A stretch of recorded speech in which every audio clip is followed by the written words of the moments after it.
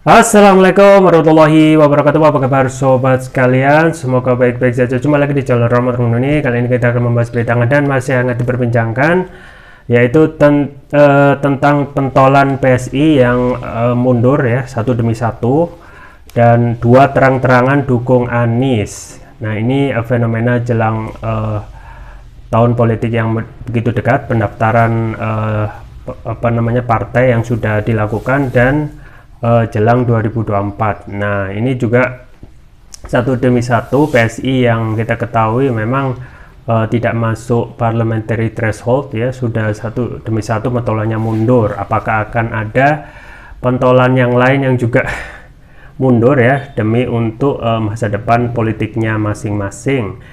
Dan hal yang menarik juga adalah ada yang terang-terangan mendukung Anies. Ini sesuai dilansir oleh cnnindonesia.com. Langsung saja kita baca dan kita ulas. Jakarta, CNN Indonesia. Sejumlah pentolan Partai Solidaritas Indonesia PSI memutuskan mengundurkan diri dari partai sepanjang tahun ini. Beberapa kader memilih keluar karena sudah tak sejalan dengan langkah politik partai. Teranyar, politikus Rian Ernest yang memutuskan mundur dari partai yang kini dipimpin Giring Ganesa. Setidaknya ada 6 kader PSI yang keluar dari partai.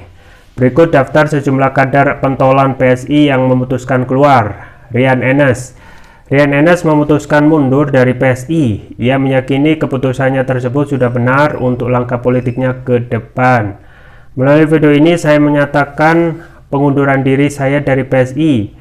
Meski berat, saya meyakini inilah keputusan benar demi langkah politik saya ke depannya, ujar Rian dalam sebuah video yang diunggah dalam akun Facebooknya Kamis 15 Desember. Rian mengucapkan terima kasih kepada para elit dan sejumlah dan seluruh jajaran PSI di tingkat pusat dan daerah. Ia berharap para politikus PSI masih bisa mendukung dan memberikan masukan terkait jalan politiknya. Samara Amani mengundurkan diri sebagai kader dan pengurus PSI. Pengumuman tersebut disampaikan melalui channel YouTube pribadinya pada Senin 18 April. Selama 5 tahun sebagai Ketua DPP per hari ini 18 April 2022, saya memutuskan untuk mengundurkan diri sebagai pengurus dan kader PSI, ujar Samara. Samara mengatakan keputusannya untuk mundur dari PSI berdasarkan pertimbangan pribadi. Saya tetap percaya sebagaimana saat dulu saya bergabung PSI, politik dan partai adalah salah satu jalan paling masuk akal membawa perubahan dalam skala besar, katanya. Samara mulai dikenal publik sejak terjun ke dunia politik bersama PSI pada pemilu 2019. Samara kala itu menjabat sebagai Ketua DPP PSI. Samara semakin vokal di kancah politik Indonesia berkat perannya sebagai salah satu juru bicara pasangan Joko Widodo dan Maruf Amin di Pilpres 2019. Michael Victor Sianipar. Ketua Dewan Pimpinan Wilayah PSI DKI Jakarta, Michael Victor Sianipar, juga mengundurkan diri. Menurut Michael, perjuangan politiknya sudah tak dapat dilanjutkan di PSI. Saya bergabung di PSI sejak tahun 2015 dan pernah juga menjadi pengurus dari tingkat kota hingga DPP. Banyak hal yang sudah saya lakukan bersama rekan-rekan di PSI. Namun dengan berat hati sudah saatnya saya mengundurkan diri dari partai yang saya cintai ini, kata Michael dalam keterangan tertulis Senin 5 Desember. Michael adalah Ketua PSI di Provinsi Jakarta sejak 2017.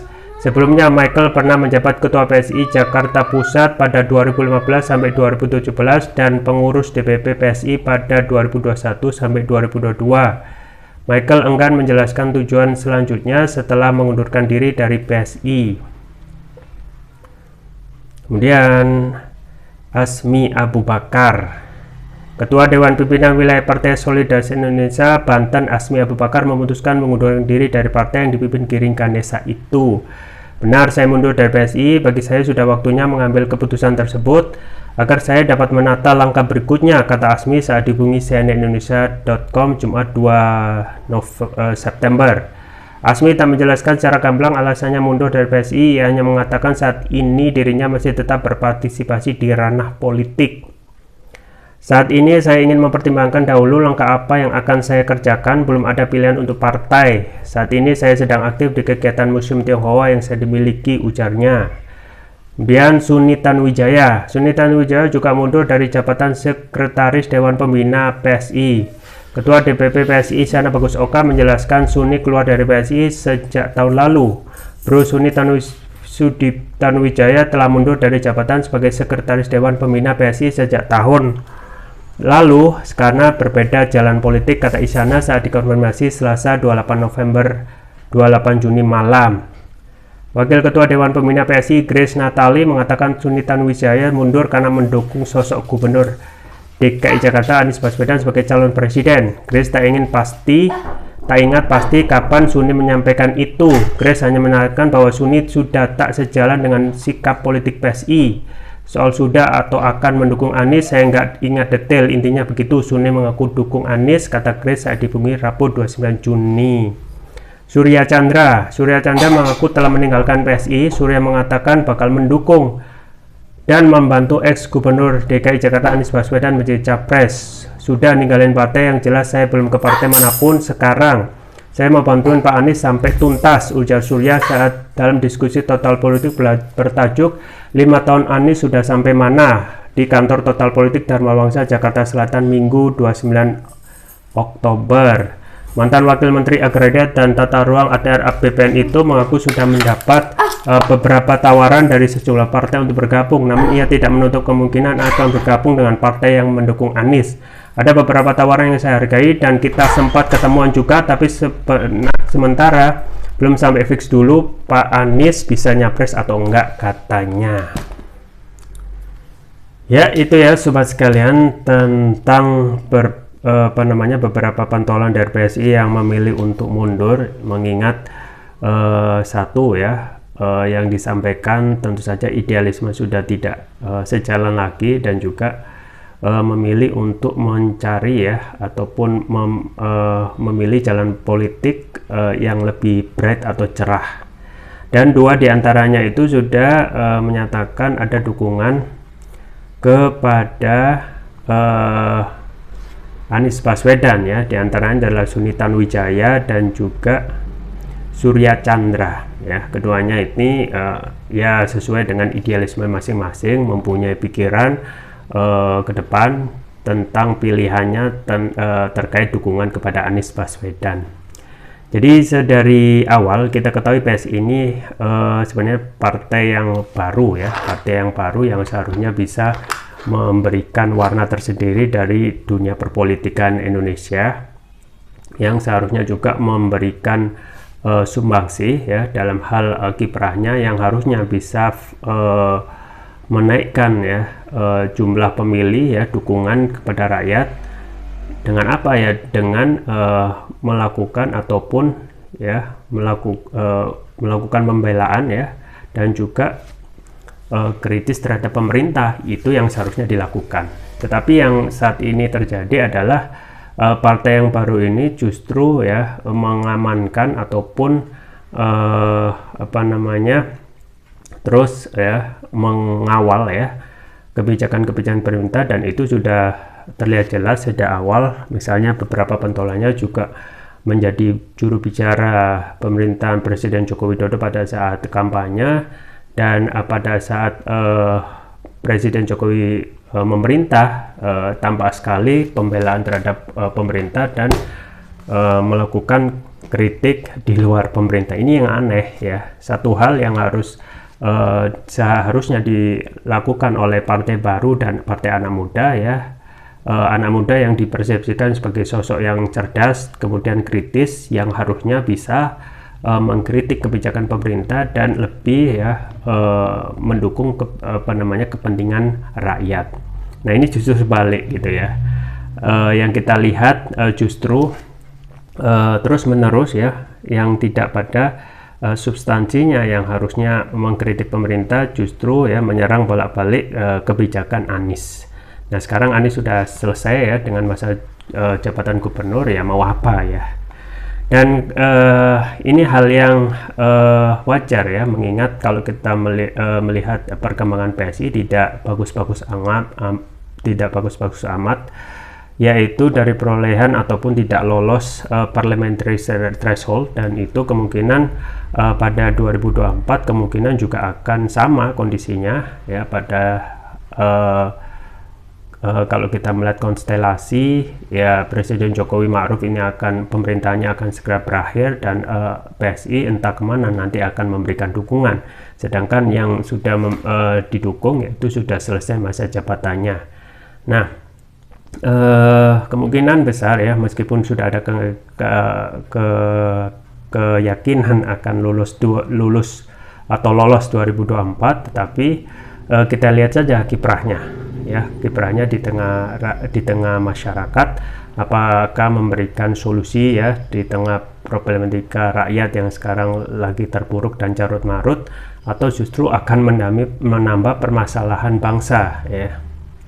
Nah, pentolan-pentolan ini keluar, dan pentolan ini mempunyai follower di belakangnya, dan tidak main-main. Ini rata-rata DPP ya, kemudian juga Dewan Pimpinan Wilayah di wilayah masing-masing yang tentu saja sudah mempunyai track record baik dan mempunyai pendukung tersendiri ya. Dengan adanya pentolan yang keluar ini ya, yang mempunyai popularitas dan juga kapabilitas, kemungkinan 2024 PSI akan tertatih-tatih untuk mendapatkan minimal suara yang banyak ya, kemudian juga suara yang signifikan di 2024. Nah, memang ya butuh waktu dan proses yang panjang untuk menjadikan partai ini menjadi lebih besar ya.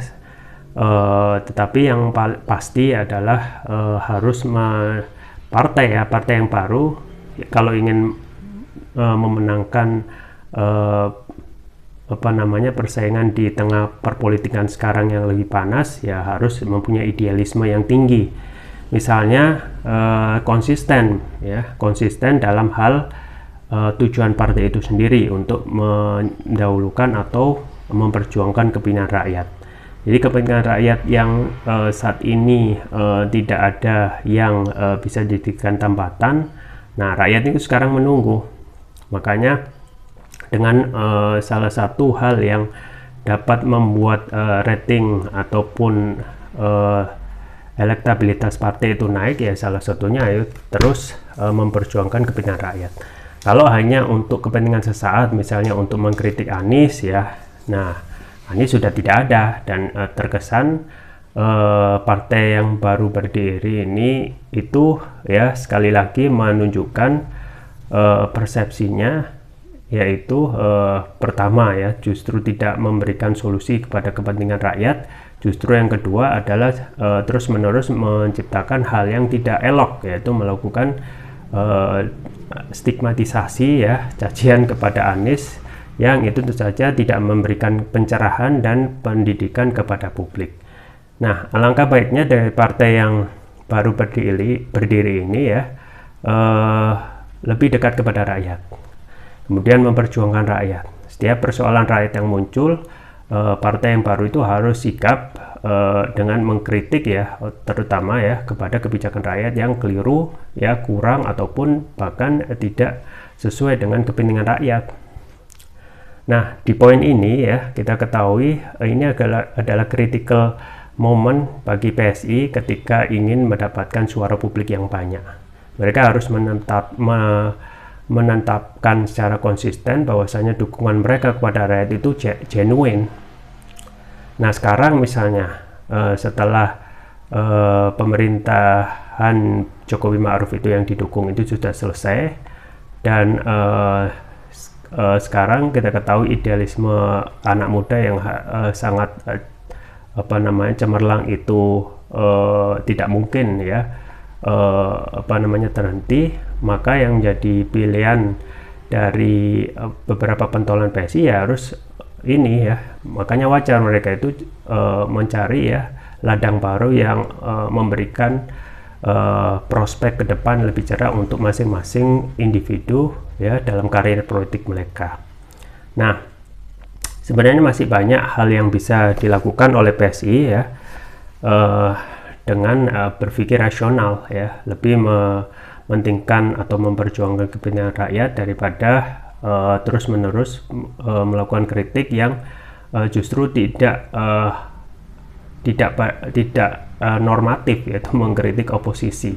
Alangkah baiknya dalam hal ini yang untuk mendapatkan dukungan lebih, ya harus berani ya untuk pemerintahan ke depan ya 2024 atau pemilu 2024 harus sudah mulai ya membentuk suatu ide ya, rencana yang matang ya untuk kedepannya PSI supaya besar, harus benar-benar real ya memberikan dukungan dan juga concern terhadap persoalan yang dihadapi di tengah-tengah masyarakat ya. Jadi kita kemungkinan ya kalau dengan adanya gelombang besar pentolan PSI yang keluar ya, kemungkinan akan ada lagi ya orang-orang populer dari PSI yang keluar, mengingat pertama ya tren dari PSI yang kemungkinan menurun ya, dari tahun ke tahun, dan juga kedua sikap kritis yang harus ada dalam pikiran anak muda itu justru tidak ada, yaitu idealisme untuk memberikan kritik terhadap penguasa atau kekuasaan dan lebih mementingkan kepentingan rakyat. Itu saja yang bisa saya sampaikan, semoga bermanfaat. Jangan lupa like, share, dan subscribe. Sampai jumpa lagi. Wassalamualaikum warahmatullahi wabarakatuh.